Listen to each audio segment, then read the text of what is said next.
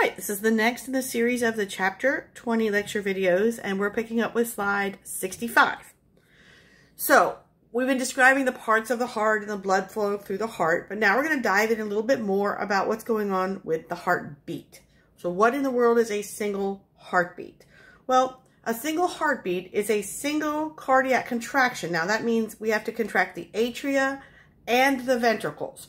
And first we contract the atria, and then we contract the ventricles. And to do this, we're going to have two different kinds of cardiac muscle cells. We have autorhythmic cells that are going to control and coordinate the heartbeats of the atria and the ventricles. And then we have the contractile cells. Now, they're the ones that when they contract, they really produce the force that squeezes the blood from one chamber to another. Now, in order to tell these cells exactly when to contract and to have them contract in unison, so we want the atria to contract together, and then we want the ventricles to contract together, we need to kind of connect them. And since we're going to use electrical current, it's going to be kind of like a wiring system. It's called the conducting system of the heart. And these are specialized cardiac muscle cells that have the ability to send current. Okay? They can initiate an electric impulse, they can distribute the electrical impulse, and they can use that impulse to stimulate those other cardiac muscle cells. So one of the unique features of cardiac muscle is autorhythmicity, which means that they generate their own action potentials and tell the heart when to contract without having the nervous system tell them or hormones tell them. Now, nervous system and hormones can influence heart rate, but it's not needed for every single heartbeat. So, the conducting system is made of pacemaker cells and conducting cells. Pacemaker cells are the ones that initiate the electrical impulse. And you have two spots that are filled with pacemaker cells. The sinoatrial node is right between the coronary sinus and the right atrium. It's in the wall of the right atrium. This is the pacemaker of your heart. This is the main one, okay? And it's going to have little lines that connect it to the atrioventricular node. So you know if it's called atrioventricular, it has to be at the border between the atria and the ventricles, okay? That's where it gets its name. So we have these two clumps of pacemaker cells. And then they are connected. Between the two, we have conducting cells that are called the internodal pathways, because guess what? They go from node to node, sinoatrial node to AV node. So they're running around in the walls of the atrium, okay? And then we have, after the AV node, we're going to have longer wires that run down the interventricular septum to the bottom of the heart and then curve around to go into each of the ventricles. So we're going to name these. From the AV node, we go down the AV bundle or atrioventricular bundle. It splits into right and left bundle branches, and then it curves around. And once it curves around and begins going back up the wall of the heart, it becomes the Purkinje fibers. Okay? So let's see. So this is going to be a little different than the action potentials we talked about before, because cardiac muscle cells don't have a resting membrane potential, like sitting at -70, -90. Instead, they gradually drift up towards their threshold. They spontaneously depolarize. The SA node, or the main pacemaker, will depolarize between 60 and 100 times per minute into an action potential. And then the one for the ventricles will do 40 to 60 action potentials per minute. So the SA node sets the sinus rhythm because it depolarizes first, and parasympathetic stimulation of the heart slows down these SA node depolarizations. All right, so where are these? Here is my SA node right here on the top of the right atrium, okay? And here is my AV node. And these are the internodal pathways right here. Okay, from AV node, we first have our AV bundle, or atrioventricular. Remember, don't abbreviate anything. And then right here in the interventricular septum, it splits into the right bundle branch and the left bundle branch. On your lab test, you will be asked what these are. You need to say right and left. Okay, and then it goes down to the bottom of the interventricular septum, and once it turns and goes up the wall of the ventricles, we change its name to the Purkinje fibers. So, SA node, AV node, internodal pathways, AV bundle, right bundle branch, left bundle branch, left Purkinje fibers, right Purkinje fibers. So what's going on with the potential, the charge? So we just had a depolarization. So it kind of goes down here. It's repolarized. It just begins drifting towards threshold. And then we get another depolarization, repolarization, and we drift. It's establishing a heart rate of about 72 beats per minute. And it's a gradual depolarization, very slow up to threshold. So first, the SA node is going to depolarize. Okay. It's going to spread across the atria, go to the AV node, and then the impulse is delayed for 100 milliseconds at the AV node to give the atria time to contract. They just had the electrical impulse run through them. Now the atria contract. So here's a series of diagrams. So again, SA node begins a depolarization, and we're at time 0, and we're looking at an EKG or an ECG you may have heard of called electrocardiogram. Okay? And so we're here. We're getting the spontaneous depolarization of the SA node. And then it begins sending that electrical current through the internodal pathways and spreading them through the walls of the atria. And this gives us our P wave. This is our atrial depolarization. It takes about 50 milliseconds. Notice we haven't reached the AV node yet. Now, by the time the signal gets all the way to the AV node, the entire atrial walls have received the signal and are contracting. So this is called the PR interval. It's from when we depolarize the SA node, and now we are getting ready to depolarize the AV bundle. Conduction through the AV node, and then it's going to go down the AV bundle. Gets us to here. Okay? Atrial contraction is happening right now. So the impulse goes down the AV bundle, splits into the bundle branches, and goes to the Purkinje fibers.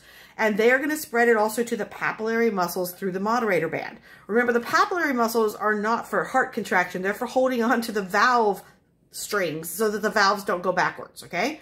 The rest of those Purkinje branches are going to the contractile cells that are going to generate the force. That is called the ventricular myocardium. By the time this impulse gets all the way down to the cells in the walls of the ventricles, the atria have finished contracting. And so now the ventricles will begin to contract. So again, we had our atrial depolarization and atrial contraction. Now we have our ventricular depolarization. We go down. This is called the Q point. It's a Q wave. Okay. And then we're going to rapidly depolarize the ventricles, which is why we go way up here. And this is the R. And then we begin to repolarize, and we're at the S here. So completion of ventricular depolarization is the QRS complex. And we've gotten the signal all the way around to the ventricles. Now the ventricles are going to begin to contract somewhere around in here, actually. Now, we have depolarized the ventricles. We need to repolarize them. Okay, so that's going to be that little, let me go back a slide. That's going to be this little bump here. This is called the T. So it goes P, Q, R, S, T. The T is repolarization of the ventricles, and then we're getting ready to start it over. Now let's talk about your heart rate. If your heart is going too slow, you have a condition called bradycardia. If your heart is going too fast, it is called tachycardia. Sometimes people's SA nodes have abnormal cells that can't keep a normal cardiac rhythm.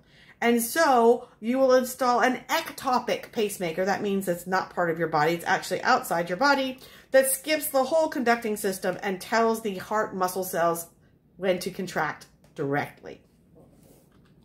Okay. So we were just looking at this, the ECG or EKG, and it's just a way to look at the electrical events that are happening in the heart, and we can trace what's going on with conduction and contraction of the atria and ventricles. And again, the main features are the P wave, the QRS complex, and the T wave. P wave is depolarizing the atria and beginning of contraction of atria. QRS is depolarization of ventricles, and they begin contracting shortly after that tall peak of the R wave. And then T wave, which is a lot later, is the repolarization of ventricles. So the intervals, the PR is from the time we depolarize the atria to the start of the QRS complex. And in the QT interval is the time for the ventricles to undergo a single depolarization and repolarization cycle, which is really long, actually. QT is pretty long. So it shows you the placement of the electrodes. And then here's an actual EKG. So again, we see our P wave. This is where our atria are getting the depolarization message from the SA node. Okay, and they will begin to contract right about in here. And then this is the depolarization of the ventricles, and they begin to contract right around in here. And then this is repolarization of the ventricles. Yes, there will be questions on the test about these different parts of the EKG.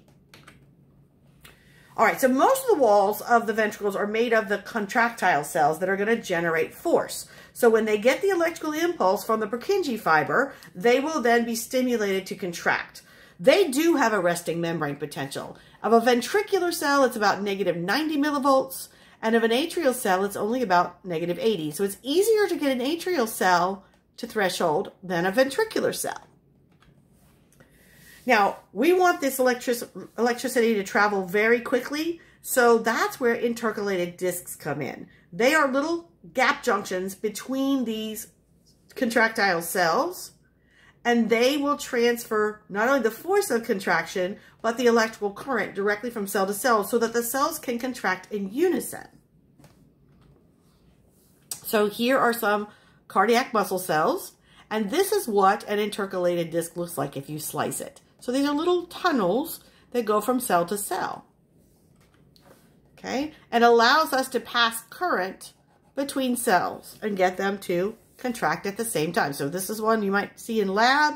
This, you know, this is a cardiac muscle cell. We see striations. We see one nucleus in the center, and we see intercalated discs. So these contractile cells are relatively small. They have a single nucleus right in the middle. They can branch, and they have intercalated discs. Those are the characteristics of cardiac muscle cells. All right, so how are they going to contract? It works a little differently than from a skeletal muscle cell. First of all, we have 3 important channels. And remember this pattern. Fast, slow, slow. Fast, slow, slow. So, fast is sodium. So, fast sodium, slow calcium, slow potassium.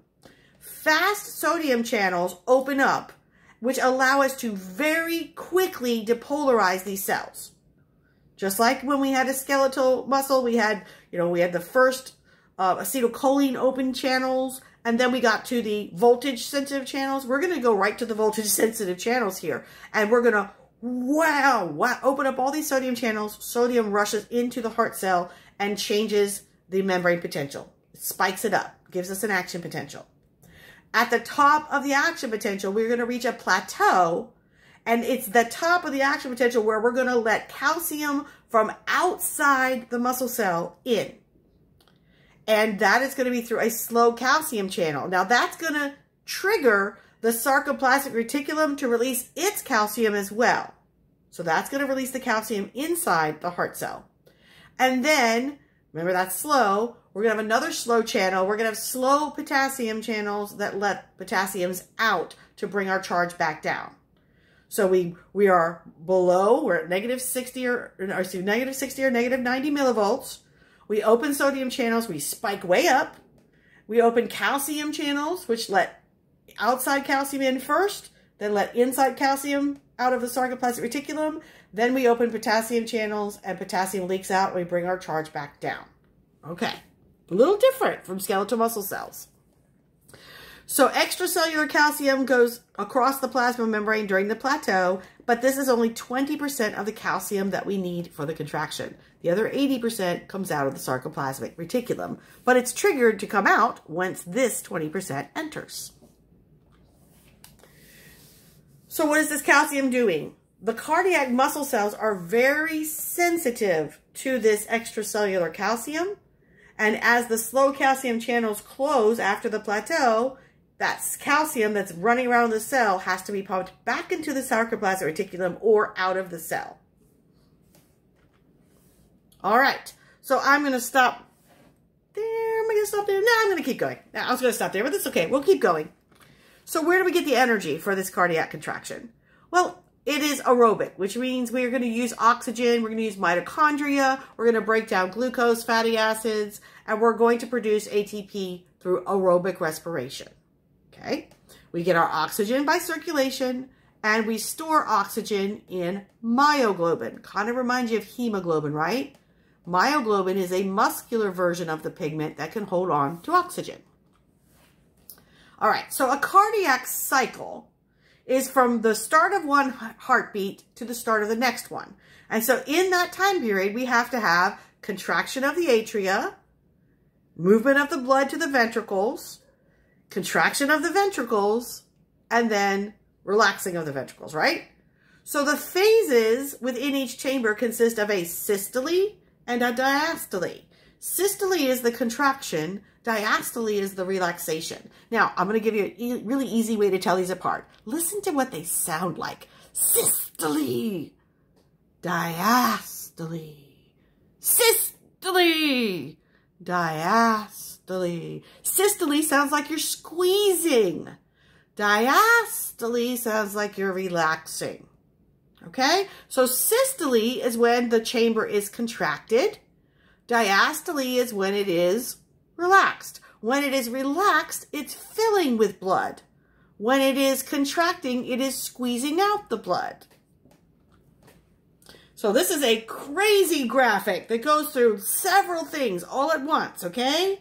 So starting at the top, we've already sent the electrical impulse from the SA node to the AV node, and the atria are contracting. They are entering atrial systole. So we are squeezing the upper chambers and opening the valves, and the blood starts filling the lower chambers. Now, the lower chambers have to be in diastole because they have to be relaxed to accept the blood.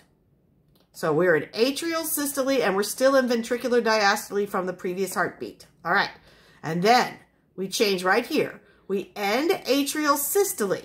So they're done squeezing, and we begin their relaxation period. And what happens while they relax? They fill with blood for the next heartbeat. Okay? What's going on in the ventricles? This lasts about 100 milliseconds. We're filling them up, and then we begin contracting them. Now, we have to first get an equal amount of pressure, enough to close the valves, and then we have to give a little more pressure to open the semilunar valves. So ventricular contraction exerts enough pressure on the blood to close AV valves, but not enough yet to open the semilunar valve. So this is the first phase of ventricular systole. In the second phase of ventricular systole, we have exceeded that amount of pressure, and now we push open the semilunar valves to the pulmonary trunk and the aorta. And we're squeezing the blood into those major vessels. So we are in systole of the ventricle. Now, after we squeeze that blood out, we enter ventricular diastole. So we relax the ventricles. Early on, pressure drops, blood flows back against the cusps of the semilunar valves and forces them closed, and blood is still filling up the relaxed atria. In late diastole, all four chambers are relaxed and the ventricles are filling passively. We haven't started squeezing. We've opened the valves again, but we have not started squeezing yet. Whew, I know, that was a crazy complicated graphic, but I hope you're kind of getting a hang of what's going on through the chambers. And then this goes through them one at a time. Okay? So in each chamber, what happens? We squeeze it, that causes the blood pressure to go up during systole. When we relax it, the blood pressure goes down. And just like everywhere else, things will flow from an area of higher pressure to lower pressure. So if I'm squeezing the atria, the blood is going to go into the ventricle. If I squeeze the ventricle, it's going to go into the vessel. Blood flows from an area of higher pressure to one of lower pressure, controlled by the timing and directed by the one-way valves. All right, so your cardiac cycle and your heartbeat. At about 75 beats per minute, the cardiac cycle is about 800 milliseconds. Now, if you start to speed up your heart, all phases shorten, but the one that gets shortened the most is ventricular diastole, because that was also the longest phase, as you saw from that circle graph that we saw. So the phases of the cardiac cycle go in this order: atrial systole, atrial diastole, ventricular systole, ventricular diastole. Atrial systole begins when we start contracting the atria. So the SA node has sent the current to the AV node. The right and left AV valves open and they begin squeezing blood into the ventricles. Atrial systole ends and the atria begin to relax. So they enter diastole. The ventricles then have all of the blood from the atria. And so they are containing the maximum blood volume they will have while they are relaxed. The name of this is the end diastolic volume. This is a really important term. So we have filled the ventricles from the atria, and now we're getting ready to close the valve. So no more blood is going to enter these ventricles. They have their maximum capacity of blood right now. That is the end diastolic volume because it's the end of the relaxation. Then they begin to contract. They build enough pressure to close the AV valve, and they have reached what we call isovolumetric contraction. Just means it's enough pressure to close the valves. That's all. Then they develop even more pressure, which is enough to push open the semilunar valves. Okay? So now the blood begins leaving the ventricle.